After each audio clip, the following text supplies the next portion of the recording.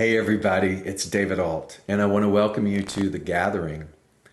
I know that we've been saying that this is something new, but really what it is a reset. It looks as though there are opportunities for me to be able to start traveling out in the world again. And so since the spring of 2020, I've been coming live to you most Sundays, and what an honor and a privilege it has been. And I've learned that that's important. I've learned that community, even if it's a virtual community, is of value. And so I want to keep it going. I'm just going to be pre-recording now. And so the intent is the same. It is to foster a place where we can reconnect, reawaken, remember to the truth of who we are.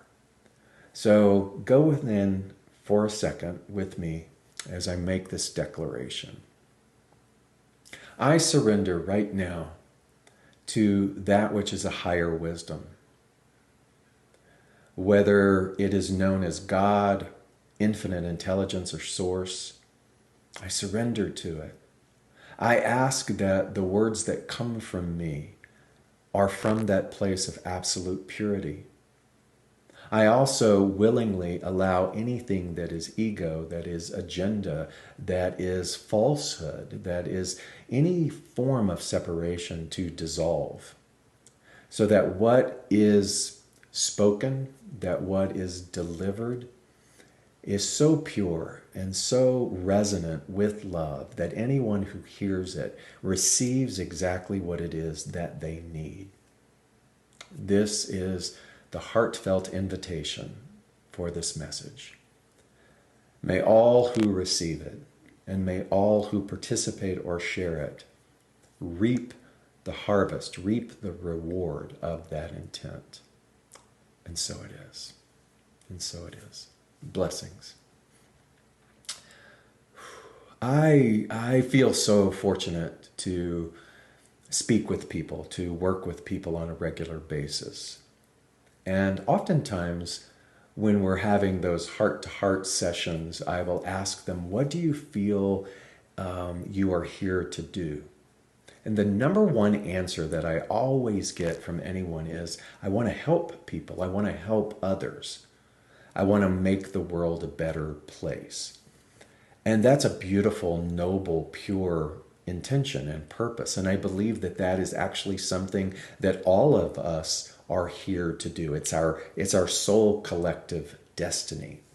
How we do that is also beautiful, because we then bring our own individuation, our own persona and flavor in the way in which we are a soothing balm or an advocate for love in order to buoy the consciousness of this thing that we share called life. And there are ways that we do that that are valuable and important to remember. I have such an amazing gift in terms of a conscious partner. We communicate, and in that communication, there is a lot of healing that takes place.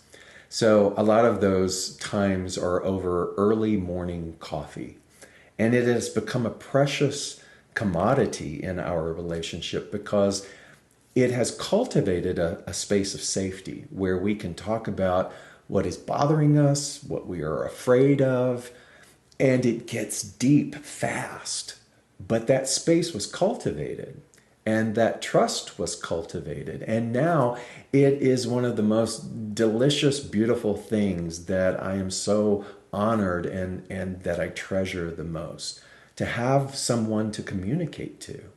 Because what that communication does, whether it's beautiful, uplifting, hilarious, fun communication, or whether it's fearful, sorrowful, even sometimes dark communication, it's all the same, because we hold it in a place of sacredness.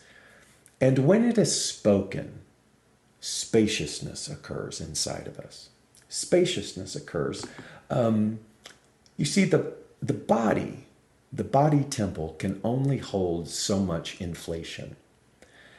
And inside of us is an inflated amount of limiting beliefs. everybody that I work with is carrying around innumerable limited beliefs. We don't judge it. We don't make it wrong. We don't say, oh my God, you've got to get rid of these limiting beliefs, because the first path of healing is to simply turn to them and see them for what they are, something chosen. And anything that is chosen can be set down. It can be unchosed. It can be something that doesn't grab all of our attention anymore. But if we're not conscious of that, then those limiting beliefs crowd, they inflate our being, and we can only take so much of that until that inflation reaches a tipping point. And that tipping point is what I call despair. Despair. So many people that I know, so much of what I see and read is just overflowing, avalanching with despair. And we all navigate despair differently. I know people who are very high functioning in their despair. I used to call that futility or low-level panic. There are people who still get up every morning, dutifully care for their families, go through the motions of crafting a life and paying bills and earning money and doing what it is that they do in their creative endeavors. But at the base of that, at the very fundamental core of their psyche, is a river of limiting belief that is all futility, meaning that it's not going to matter. It's not going to do anything. That's despair. The body can only handle that high functioning so long. There are other people who don't function well at all, and their despair is full out on display and very vocal and local, and it has an attacking energy to it. You know, if you come at me, I come at you, and so that despair is the thing that's leading the charge and fueled and righteous. But we all have it. We all have it. How does that then fit in with this purpose of I want to help others? Well, it doesn't. Because what it does is it inflates and it makes very limiting space for that pure intention to be delivered. And so we must find ways to communicate. We must find ways to seek the light and to give to that light those limiting beliefs that are too much for us to handle. One of the things that really does work in religion, particularly in the Catholic tradition, is confession. Just hear me out. Because confession is really allowing space. When you confess something, when you speak it to another individual, you're airing something out. The responsibility of the individual that is receiving that is to provide atonement, to restore, to be at one-ment, atonement, to bring back into alignment a reminder and the purity of an absolution, a truth. Now, this isn't about getting caught up in the dogma of someone has to intercede to do that. But when you think about just the act of confession, that it's good for the soul is very true. When you think about recovery programs and the 12 steps, the one step about the moral inventory, and that you have to then find someone to speak those things to tell your dark secrets to confess to another person that you feel like you are a fraud, that you have these limiting beliefs. And the weight of those limiting beliefs is affecting the quality of your life. If that person does their job, if that sponsor or that person receives it and just holds the loving space in neutrality, there is an atonement that happens there. And what we as a society desperately need is atonement. Not atonement for you're wrong and I'm right, but a personal atonement that allows the spaciousness to be restored. so that you and I can get on with the business of helping others, of being a bodhisattva. A bodhisattva, by definition, someone who helps alleviate the suffering of others. The best way that we can be on purpose, that we can be this bodhisattva, is for us to do our work. We must do our work. And when I say work, notice the energy that you might have around that word. It does not have to be difficult. It just has to be an act of surrender. So here's the thing. You might be saying, well, good for you, David, that you have a partner and you have cultivated this ritual of communication. And you might be thinking, I don't have that. Or I've tried that and I have been betrayed. Or I've tried that and I have been blindsided, because we're all going through shifts in relationships with other people. We're all uncovering more and more things because this inflation that is inside you, that is inside of me, is not unique. It's something that everybody is tapping out of. And at some point, there will be a break. There is a break. And when those breaks happen, our relationship shifts, our infrastructure shifts, our circle of influence shifts, everything begins to change. And I don't want anyone to fear that, but I want us to notice the signals, to notice the signs, and to not go deeper down, buried into the limiting belief, but once and for all take advantage of the space that is being pushed, and to realize that we all need a reset. None of us are exempt. None of us hold the one singular answer. And if we're truly going to help one another, here's a couple of things.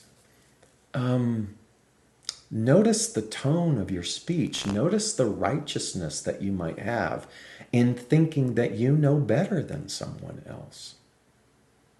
I have to look at that every single day. I have to check my ego at the door every single day. My own righteousness every single day. What does that look like? I can look at that and I can see particular behaviors and I can see ideologies and I can notice and witness the judgment, and I can soften that judgment in the moment and just say, the light of truth reveal itself right here and right now. The light of truth reveal itself right here and right now. I can look at and notice how an unconscious limiting belief inside of me weaves its way out, weaves its way up above the soil of my being, and wants to rule again. You know, I came from poverty, and I am well in my years. And that environment is still inside of me. That environment still plays with the juicy limiting beliefs that will always be inside of me. Hear me out. Limiting beliefs don't go away. They just become more recognized and more tamed, and we don't let them lead. But they will still be there. So when they get activated, I have more tools. So when the activation of poverty comes up inside of me, and who hasn't had some of that experience in our global reset, when everything that was certain, when everything that was built career-wise is taken away, we have to re-examine everything.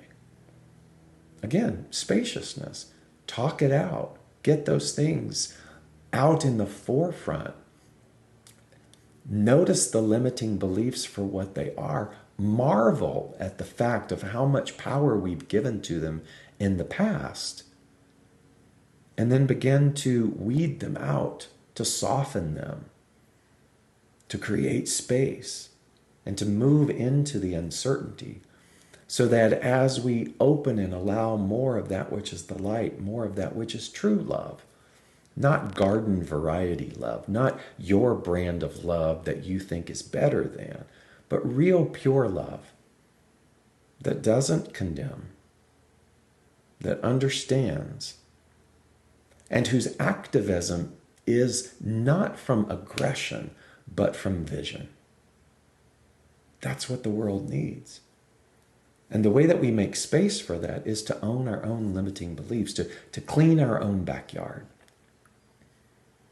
to look and to hold all of those that we have expelled out of our heart, and to do our inner work, to talk about that with someone. Those that we have expelled from our heart, it doesn't mean that you literally physically bring them back into your life.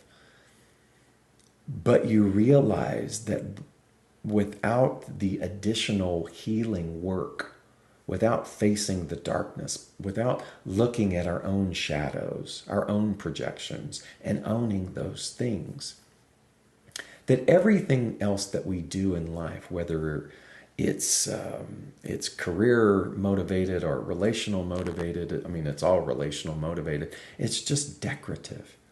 It's time for us to stop being decorative humans and to be deeply rooted souls. I don't want to be a decorative human anymore. I don't want to do things from an agenda of an old limiting belief from my childhood about poverty. What does that look like? That means that I create things in order to get something rather than create things because my heart feels motivated to do that. I offer them to the world. What comes back naturally. I don't have to fight. I don't have to compete. I don't have to create any kind of artificiality about the message. I can trust the purity of the offering. I can trust the purity of reciprocity, that what is given out is returned to me. And it doesn't have to matter the form of that. But you see, a limiting belief can stick to me, and it can motivate, and it can become a part of the agenda, even if I'm a spiritual leader. It's a beautiful time to become reawakened. It's a beautiful time to hit the reset button and to stop fighting. It's an important time for ourselves and for our planet. And bottom line, it is essential in order for those conversations that I have and people say, I want to help others. This is where we start. You know, there are 4 pillars that people would always bring to the table, whether it was in a spiritual community environment or a one-on-one session or a retreat or a keynote. There's 4 pillars that are always really ruling. And it is those 4 pillars that house those limiting beliefs. The 4 pillars are health, wealth, creativity or career, and relationships. Those are the cornerstones. Those are the sort of the building blocks by which we craft a human life. And when you think about all of them as maybe like cylinders or pillars, and in those pillars are just one limited belief on top of another, on top of another, on top of another. If that's the glue within the brick of the pillar, let's say, then there is a inevitable crumbling. But if those pillars are filled with spaciousness, if they are filled with a pure intent, then my God, the unlimited potentiality of what you and I can do in the world is startling and beautiful. And so, health. When we think about health, and not just physically, but mental health, when we think about all of that, and we think about the saturation of news, and we think about the familial diagnoses and we think about everything else, there is a balance. There is an appreciation for science as well as self-responsibility in realizing that, yes, I am spirit, but I've been given a body. In this body will be many things. There will be scars, there will be mishaps, there will be illnesses. It's a part of the curriculum of walking the planet. And in all of those things, I can cultivate a reverence for the temple of what I've been given, physical flesh and bone, as well as the health of my mind. I can do the work. I can acknowledge my own cultivation of limiting beliefs. I can acknowledge the habits that I have collected that are not optimum for my well-being, and I can choose to do something about that. There will still be things. There will still be viral, bacterial things that happen to me. But I can enter into those things with a trust and an assurance that I'm open and receptive, not just for myself, but for the common good. I can do those things. I can. I am equipped. I have unlimited potentiality about what is wellness for me. When I look at wealth, prosperity, abundance, whatever word floats your boat, we understand that it's more than just currency, but that it is an energetic currency, a circuit that goes through us that is dependent upon our relationship with limiting belief. Any moment, any freestanding moment, any be here now moment is ripe with enoughness. Every moment carries with it unlimited sufficiency.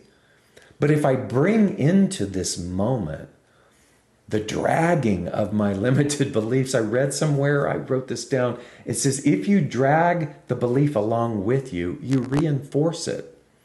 So with regards to this pillar of wealth or what's going to happen to me, if I drag the accumulation of those limiting beliefs, I'm just going to reinforce it in the now moment. And the now moment has all of the sufficiency that I need. You see the insanity of that, right? And so if I'm not aware, if I have not outgrown my projections and my fault finding in making the external wrong, and I don't own the fact that I am the gatekeeper, I am the hospitable nature that welcomes that sufficiency in. If I don't take responsibility for that, nothing will change. Nothing will change. And it doesn't have to be that way. When you take ownership of the now moment, when you move beyond, see beyond the limiting belief, when you can just observe the limiting belief, because you see, you don't have to work at crushing the limiting belief, just observe it. Just turn to it. See it for what it is. Witness it. And allow it to drop. And do it anyway. Do the thing anyway. Try the investment anyway. Put the creativity out anyway. Next pillar, creativity. When you realize that really what matters is that you create, that you sing your song, that you write your thing, that you paint your picture, that you sculpt that you CPA the optimum out of those numbers, that you doctor to the best of your ability, that you teach from a place of pure intent. That creativity that goes out into the world is not built upon an agenda of a false belief that it won't be respected, or that It is agenda filled. People can smell the falsity of that. All my friends, my God, as you build your social media following, don't burden yourself by the voices of a marketing company that tells you that you have to hook people, that you have to do these things. Be you. Trust yourself. Trust your brand of being and just be sincere. I have been so faulty over the years of relying on being clever, on listening to an idea that says I have to be something more than what I am. Love who you are, trust who you are. Witness the limiting belief and then do it anyway. And then relationships, that fourth pillar. The thing is, when we do our work, that work of noticing, of owning the limiting belief and not making anyone else responsible for it. Own it, as painful as it is, and it's painful. It is.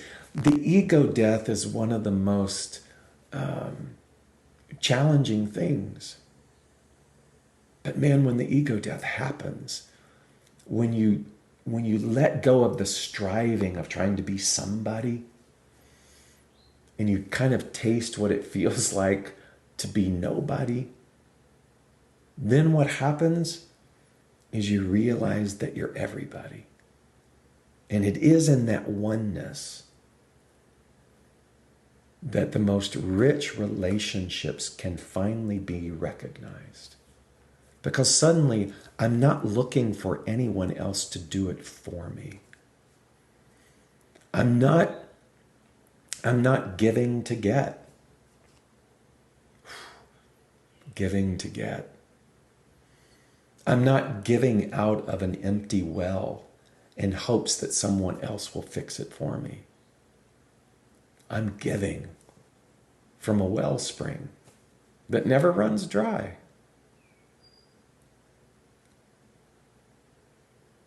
And this is where we are today. This is what the gathering is about. Who knows what the messages will be? But I hope that when you tune in, if you find this, if you listened, that again you receive that particularized gift. May it soothe you. If you want to know more about how we can work together or the various opportunities, I am doing my best because I love to teach. I love to work with people. And so there are new programs that are on my website, davidault.com, that you can look at and sign up for.